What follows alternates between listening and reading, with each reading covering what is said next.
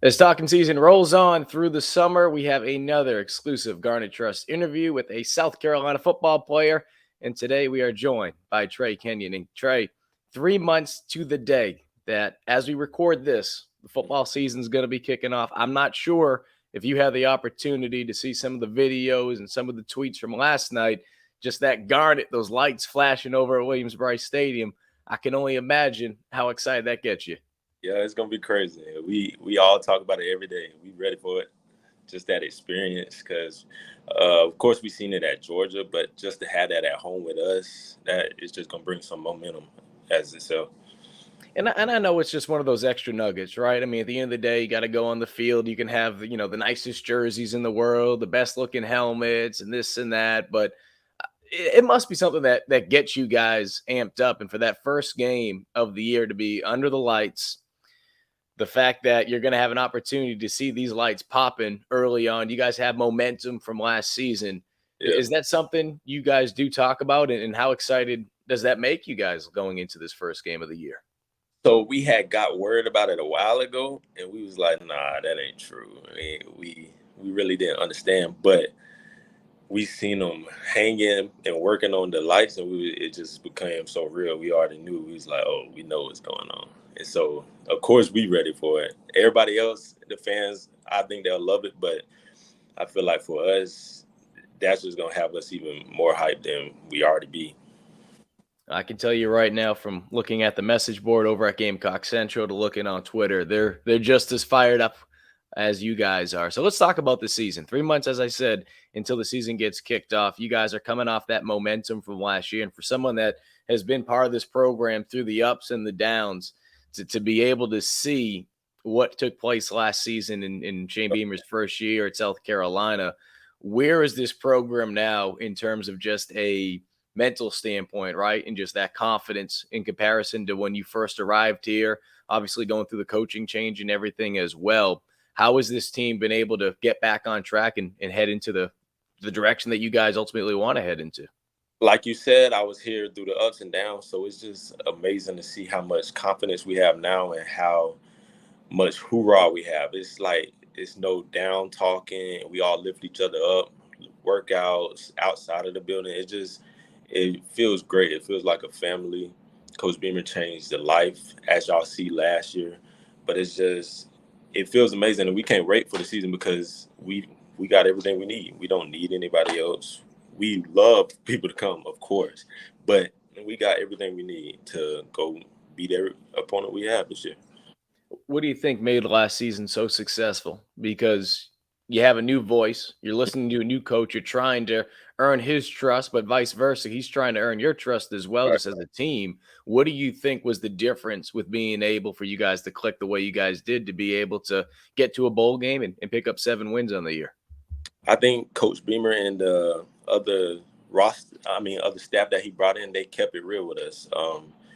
They told us that they didn't want to build over time and want to win games years from now. They told us we want to do it now. So we bought in, and that's what we was able to do. And hopefully we can go even farther this year. I feel like, but buying in was that biggest thing that we did, and it was successful. You mentioned guys that he's brought in from a coaching staff standpoint, and part of college football, you're going to see guys come in, you're going to see guys leave, and one of the guys that joined your staff in placement of Eric Kimry is your positional coach, Jody Wright. Jody Wright just seems like a wild man. From my interactions with him, he seems like a funny guy. He seems like a guy that just loves being around football. What can you tell us about Jody and just from people on the outside that haven't had a chance to be able to meet him and what he is bringing to the table coming from the NFL? Okay, so he knows what he's talking about.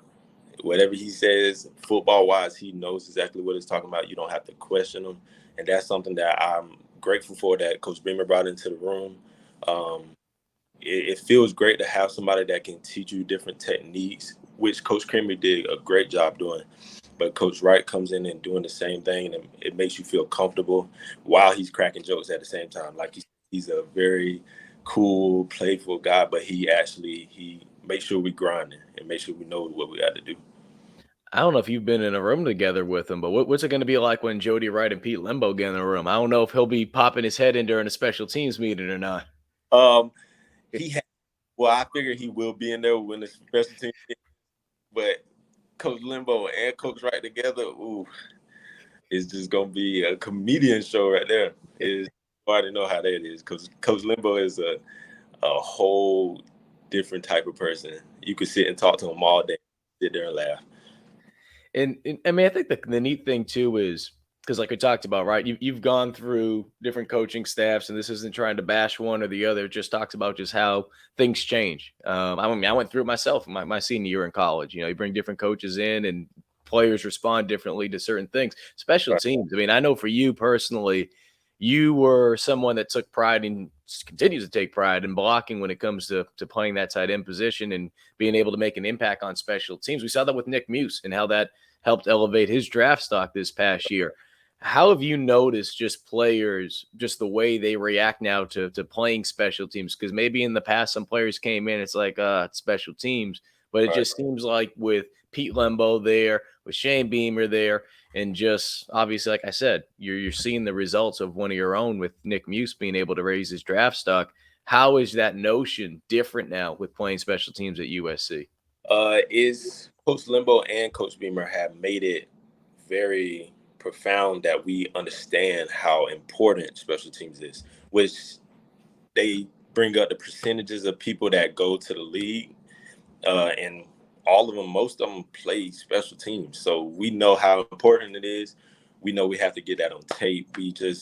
And we know that wins games. That's what it really comes down to. So I feel like special teams is very important if you want to go to the league, and I, of course, want to go to the league. So I take a lot of pride in that. The last couple of years we heard so much about how there wasn't as much depth at wide receiver. And I know wide receivers, they say, and just any players, right? You try to, oh yeah, we're not listening to that. But I mean, you guys are around your phones. I mean, even if you guys try to distance yourself, it's gonna Right. get to you at some point, and one of your boys are gonna let you know. Definitely. That's kind of the notion this year with tight end. There's a lot of talent in that room, but there's a lot of people on the outside looking at that room saying, "All right, Nick's gone. You have Austin Stogner coming in. You have some guys that obviously have had some experience like yourself, but some people are looking at the tight end room and they're just like, who's going to prove themselves? Right. I'm not going to ask you to go through the depth chart and asking who you think and this and that, but for you personally, number one, when you hear that, how much does it motivate you? But number two, how are you planning on being able to elevate your game to be able to take that next step personally? So, like you said, we hear from the fans and everything, but I feel like personally, I try to just keep like blinders on. I know I got to keep grinding. The fans, we love the fans, but the fans aren't our coaches. So we just got to put that work in. Is it really all comes down to off the field? You only on the field for so long. So being in meeting rooms and doing all that extra work, I feel like that's what gets you on the field and gets you making plays, which I feel like I did last year. With the help of Nick Muse. Nick Muse was somebody that I was in the hotel rooms with every time we left. So going through plays with him, talking about what we're gonna do tomorrow, I felt like that elevated me a lot, which I hope I could get to lead with him one day. What is it about Jaheim Bell that just makes him so special? He's a freak of nature. He's a freak. He can do whatever he wants, whatever position. He can go to defense if he wanted to. He can just do whatever he wants, and he will do whatever he wants. He will force his will on you, and he will win. That's and he will make it far and make a lot of money doing it. So I give props to him all the time because like you don't see that in everybody. You don't. Everybody doesn't have that gift. So he has it. When you see a guy like that can play the tight end position, but he's kind of got like the speed of a wide receiver too, and obviously we'll see that he'll probably be detached multiple times throughout the season. Definitely. But how does that improve your game when you are able to work out with a guy like that every day? He just take different things that he has in his toolbox and add it to mine. Like ways he run his route, certain ways, different moves he make. I can learn from just watching anybody on our offensive side. It really helps when you have other guys that are great, um, that you look up to and that you can trust. So I just feel like Jaheim, the Carry just watching all of them is it just helps my game really, and I feel like it makes me better. We've heard a lot about Spencer Rattler this past spring. I mean, it was great to be able to see Luke Doty back out there as well. I mean, geez, what a freaking trooper. Come back after having surgery not too long ago. For sure. You have a guy like Rattler out there. I mean, what is it like being able to catch passes from him? And I mean, we got a small glimpse. We got a small glimpse in the spring game. Yeah. I know Jordan Birch said he's like, seen him at practice, sometimes throwing sidearm. It's just like I haven't seen that in a long time. No, What is it like having a guy like Spencer Rattler out there? it's very different. It's amazing. Honestly, I don't really have to worry about if this ball is not on point, if this ball is gonna be here, there. It's always where I need it to be at all times. And he has an arm on him. He can throw it as far as he wants to. So it's amazing. When he came and I was running routes with him the first time, it was great. I felt comfortable. He's a great leader. He lets you know what he likes, what he doesn't like. So I feel like we'll do very well. You mentioned that, and I mean, you talk about the outside noise all the time, and I mean, shoot, for you coming up, that Netflix series that he was on when he was back in high school, he got a lot of flack for it. And I mean, and unfortunately, he had to deal with answering some of those questions at the beginning. But just in your short time of being around him, could it be any further from the truth that he's a bad teammate? I Okay, mean, so I watched the show yeah. and meet him in person. I was like, they made you look terrible. They made you look horrible. And he's not that kind of guy. He's a cool guy. You go up to him, talk to him, take pictures with him, whatever. He's a really standout guy. And I when he was coming in, I was like, oh, here comes the Netflix. You never know how he really gonna act. So, but he's a great guy. He's But he's been an awesome teammate to be around, though. most definitely. I wouldn't speak bad about him in any kind of way because he treats everybody the same. He's not really a mean guy, which a lot of people think he is, but he's not. He's a real cool guy. And not that I would expect you to say anything bad about him, but I think we haven't had an opportunity to hear from some of you guys about him. He's obviously been able to, if you want to say, defend himself, which is it's crappy that he has to go out there and defend himself before he even gets onto the field. But it's good to be able to hear from players saying that, because all the guys that I've talked to, whether it be on record, off record, they've all said the exact same thing.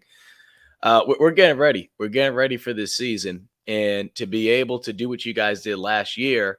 You guys did something that, I mean, shoot, unfortunately, during your first 2 years here, it went the complete opposite way. 6 wins Right. combined in those 2 years, Yeah. 7 wins overall last year, including that bowl win.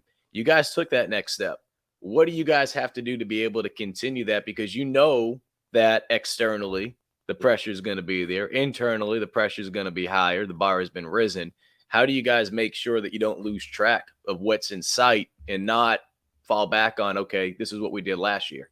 Yeah. Of course, everybody has things they need to work on, but I feel like if we stay doing what we did last year, I feel like we'll be in even better place because I feel like this year we buying in even more. I can see it with the workouts we're doing now.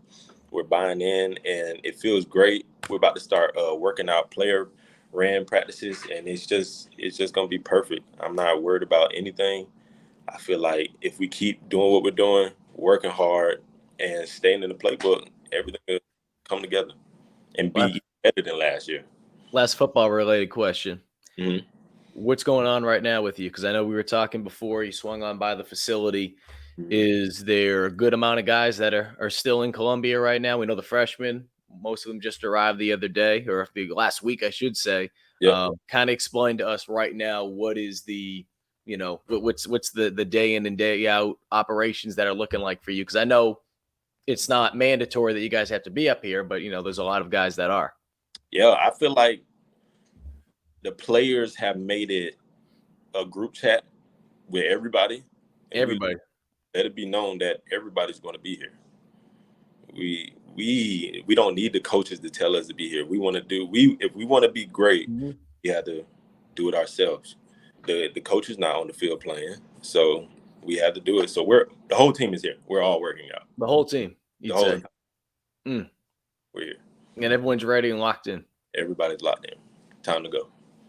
Love that. Well, I'm going to get you away from football for a second because we just had Peyton Mangrum on the other day, who put himself in the starting five if he had to pick a basketball team, because we're talking finals here. So he said that he's one of the top 5 on the team. I got to ask you, number one, who would be in the 5? Who would be in that starting 5? Because it is NBA Finals week. Yeah. Every month, because, I mean, they play a game and then they're off for like 5 days, which drives me nuts as a Celtics fan, as a Boston boy. So who's in that starting 5? All right, so I know I got Josh Van. He said Van. He said Van. I will say that was the first person he said. Sure. Jordan Birch. Myself, of course, definitely. I'm putting myself in there. Okay. Who else? Tonka Hemingway. He mentioned Tonka. Yep. Got Tonka. Who else would I have? Josh Point guard. I need a shooter. I don't know. I put you on the spot. I didn't give you a heads up about this question. My 5th guy would be. I need a 5th guy. I'd probably pick. Don't worry. Only going to piss off probably half the team based on what you say right now. Oh, I can't be me. I'm not worried about it. I ain't worried about it. We always play, so it's not really. Oh, I know. Basketball, we love to play basketball. That's second nature for all of us, really. So I got to ask you, who you going with the series? I mean, you did get an advantage of seeing the Celtics win last night, but Golden State did blow it. But then, like I said, no added pressure. I'm only a dude from Boston, so. All right. That was a great game last night. I was dialed in. It was a great game, but I think I got the Warriors. You're setting it up. You're setting up like Stephen A. Like, that was great, but just say it. The Warriors, man. How I seen Steph Curry looking after that game, I don't feel like he about to play in the next game. He gonna go crazy. Y'all just crazy in the first quarter too. You need threes at the end. There ain't nothing that you can't. I don't know when this interview is gonna drop, but I'm praying that by the time it drops, maybe the Celtics are up 3-0. Oh man, that'd be fantastic. Oh, I'm done. If you lose a 3-0 lead though, and the Warriors come back, we're gonna have to talk again about that. You can put the blame on my coworker Chris Clark. He's the one that decides when the interviews go out. So maybe I'll slip him a 20 or something to see if we can wait, see if the Celtics can go up 3-0. But Trae, we appreciate it, man. And for people that are watching at home that want to be able to support student athletes like Trae, and not just Trae and the football team, but Gamecock students, athletes as a whole, be sure to visit the GarnetTrust.com. Trae, continue to have a good offseason, man. We're looking forward to seeing you soon. I appreciate it, man.